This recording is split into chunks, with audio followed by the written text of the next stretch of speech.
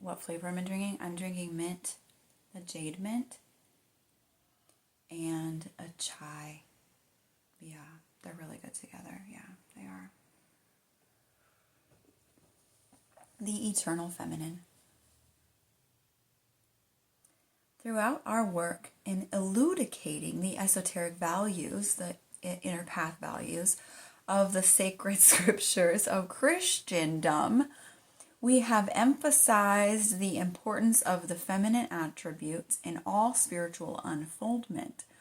Whether we are concerned with the spontaneous and purely devotional development known to orthodoxy, or the scientific development and discipline of the occult schools of initiation, we point to the great women of the Church as examples of the work of the divine feminine on earth, and foremost among them all, to the Holy Virgin Mary, the Mother of Christ Jesus.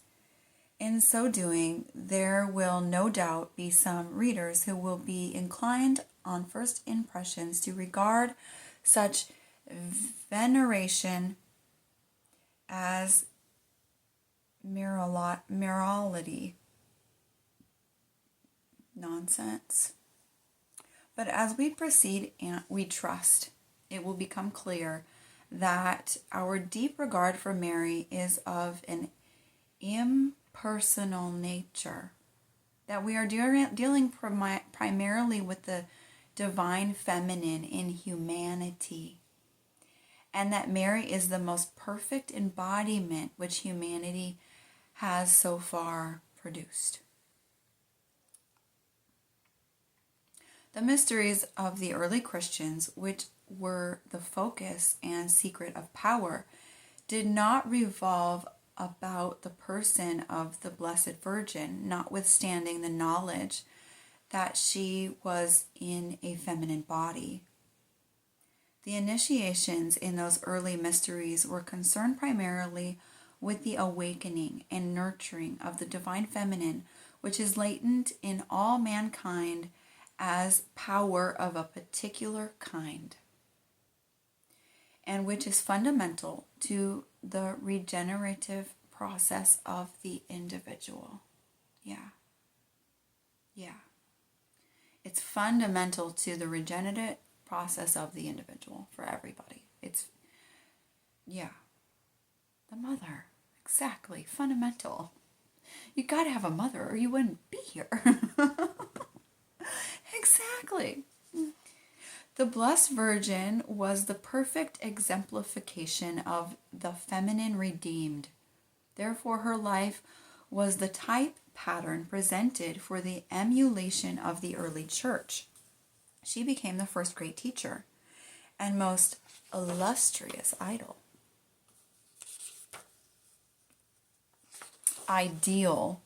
Sorry, it didn't say idol. I know all the Christians freaked out for a second. She was the most illustrious female ideal that you could get to. We find this Mary idealism exquisitely portrayed in the rare and ancient Ethiopic MSS legend, written, it is said, with a pen of light that shall never be destroyed. And Solomon built a sanctuary in the form of the tabernacle, made of cedar, wood, and pine wood. And he covered the floor and the roof and the walls thereof with plates of gold. And on the door thereof were engraved figures of palm branches and of figures that were like unto cherubs, the Cancer sun cycle. Constellation, thank you. In fine gold. And inside the Holy of Holies, at the place where the holy tabernacle rested, was a figure of Mary, the daughter of Joachim. And Solomon made 2 cherubim of red gold, which overshadowed her with their wings. And God was wont to appear there sometimes in visible form, and sometimes in a dream, and sometimes in vision, unto those to whom he wished to appear, from Moses to Zacharias. obviously the figure of Mary was a goddess of the ancient Hebrews, whose existence is hinted even in the Old Testament canon.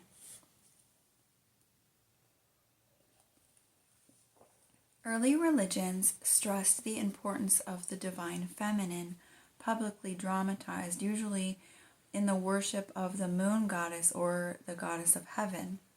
The moon astrologically governs the sign of Cancer, and both governs the waters of the world and their physical equivalent, the emotion. Thus, the pre-Christian mysteries dealt largely with the emotional nature of man, the purification of the soul through moral discipline. Pre-Christian mysteries, this is what they were dealing with. Emotional nature of people, the purification of the soul through moral discipline, and the development of moral codes best known to us in the Decalogue of the Pentateuch. Yeah. Although all ancient religions have a similar code. We're all saying the same thing. The discipline and purification of the emotions and desires is described Kabbalistically as redeeming or lifting the fallen feminine. In the Kabbalah, yeah. With the passing of the sun by precession into the masculine sign Aries at the vernal equinox, when the sun goes in Aries in the spring, the mother phase of religion came to be all but forgotten, and the intellectual attributes of the father principle were cultivated at the expense of the heart. As a result of this unequal development of true love, nature remains relatively undeveloped. Until now. We're working on it, aren't we, guys? Yeah, high five. It expresses itself more in terms of the inconstant emotional nature and the selfish desire for possessions than it does in terms of unchanging spiritual nature and selfishness, universal symphonies, and affections. Should I read that one again? It's saying that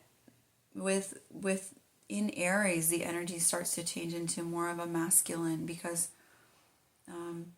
that's all about Aries. It's like go, it's like that, yeah.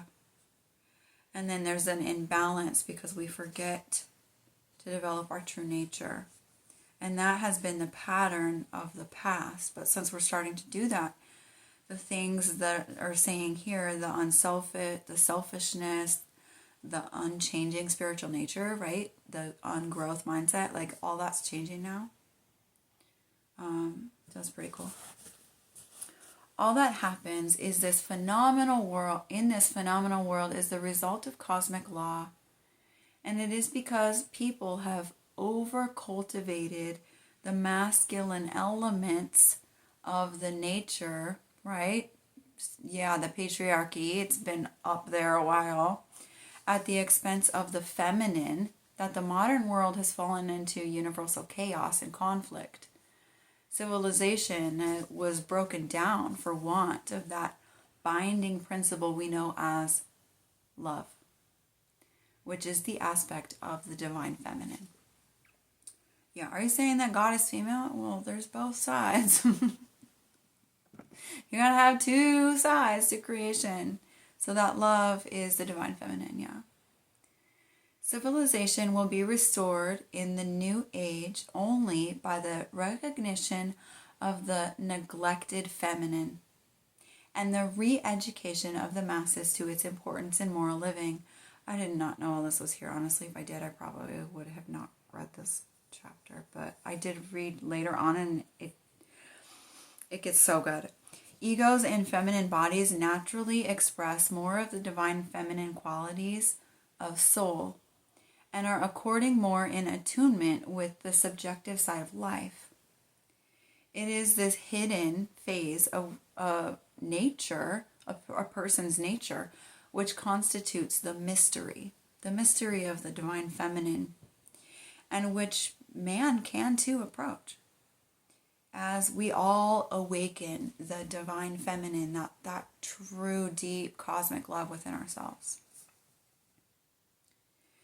in women or in people that have already been developing this. Just know when I say women, that's what I mean.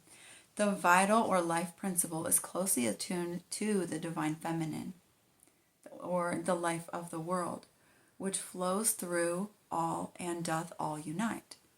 Intuition and imagination are the two expanding wings of her soul power. Man centered in the brain consciousness of the positive physical body, positive means action energy, physical body, finds his congenial expression in the outer objective world. So, right? So female feeling nature and action energy is more man nature. That's what it's saying. So yeah, I used a math word in here, positive, for male, and that just means action energy. I know, math. What are you going to do? The accounts for much of the inharmony existing between the two sides of each of us, having a proper understanding would eliminate a lot of the problem in the world. High fives again. Experience proves what the early Christians knew, that it is through the awakening of the feminine that vision and prophecy are made available to the new age. And it is significant that many of the philosophical and spiritual movements of the foreground of world of thought in the 19th and 20th centuries have been headed by women, notably spiritualism, like theosophy. Yeah. Like big thinking schools, like the biggest of the thinking schools that they're saying. There have been women at the head of them. There's not usually many, though. There's like that one or two strong women, and then the rest are all, I know. It's just turned out that way in the past. In the early religions, where the key figure was a world mother, the neophytes, the students, in the mysteries rendered homage and reverence in proportion to the development of the feminine principle within themselves. Sometimes, like the, Ramakrishna, actually that wasn't that bad, Ramakrishna, the great saint of modern India. I know, I've never heard Ramakrishna before, just Krishna. I know. I guess I don't read very much text from India. I guess I should do that. The neophyte reimagined herself as a child in the arms of the Divine Mother and attained illumination thereby, or they imagined themselves as as her servant, becoming a eunuch for the kingdom's sake. So exactly, with a purity. Yeah, that's what it means. Having spiritual purity. It doesn't mean what we think it means so much. It's more of just showing up just like you are in your magic self without, any weird energy. Exactly. Transcendent ideas are easily misunderstood or even perverted by unbalanced or primitive natures. And so history records many abuses of these spiritual doctrines in the last day of pagan religion in the West.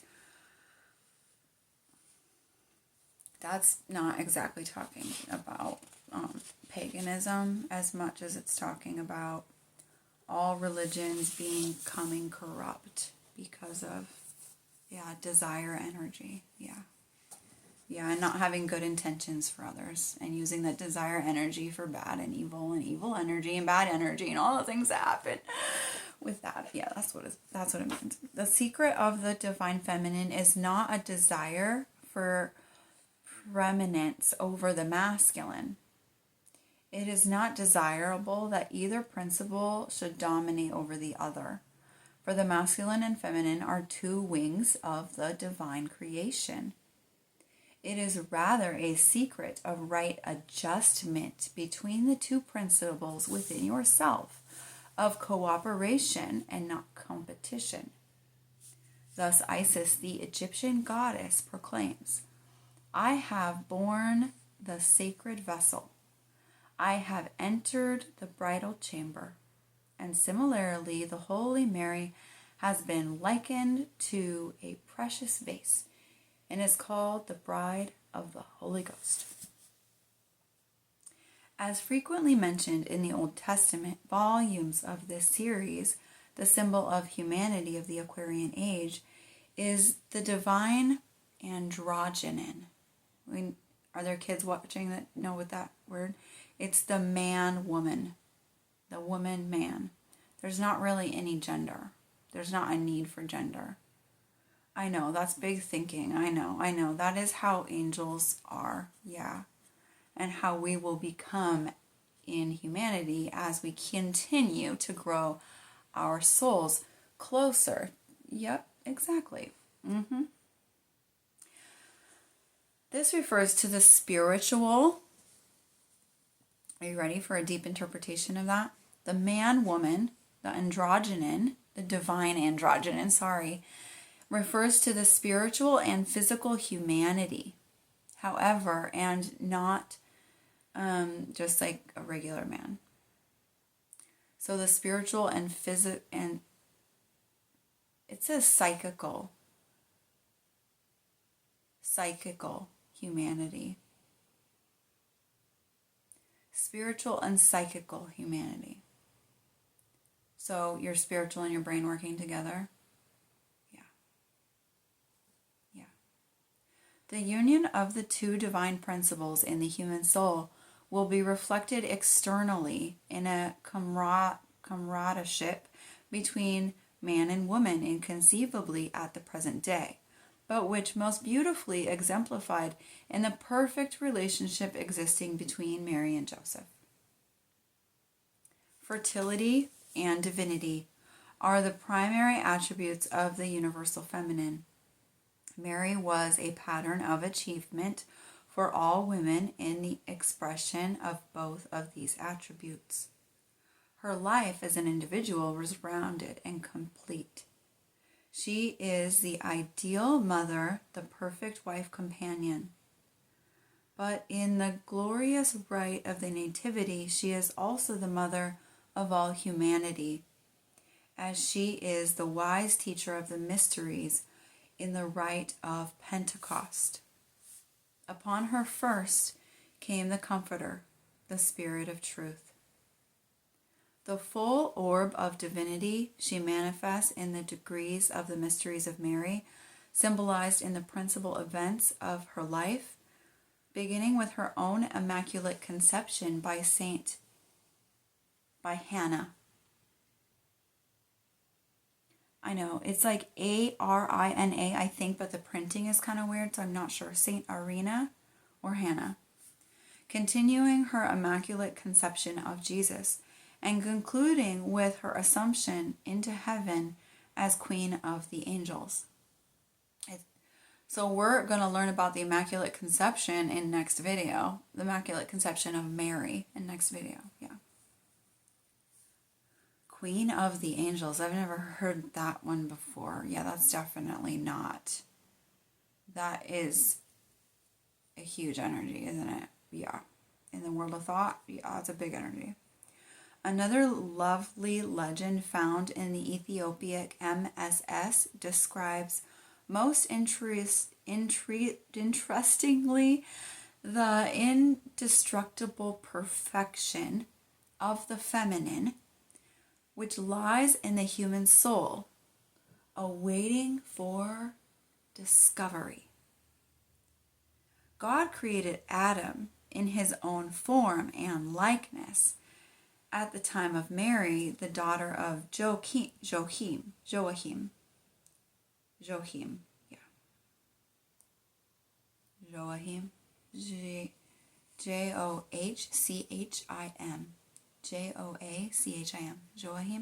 existed within the body of Adam in the form of a white pearl, which shone in the right side and was a perfect likeness of her. From Adam she came down into the body of Seth, shining like a white pearl, And from Seth, she came into the body of Enos. And from Enos, you get the picture here. It goes on quite a bit from Methuselah to Noah, and it goes on and on and on, all the way up to Solomon. In the wise, she passed from one body to another. And again, Mary dwelt in the bodies of Abraham, Isaac, and Jacob. And from Jacob, she came to Judah, the lion, Leo. Yeah. And she came to David and to Solomon, and passing from one to the other, she came to Joachim. Well, if we are interested in that, then check out next video.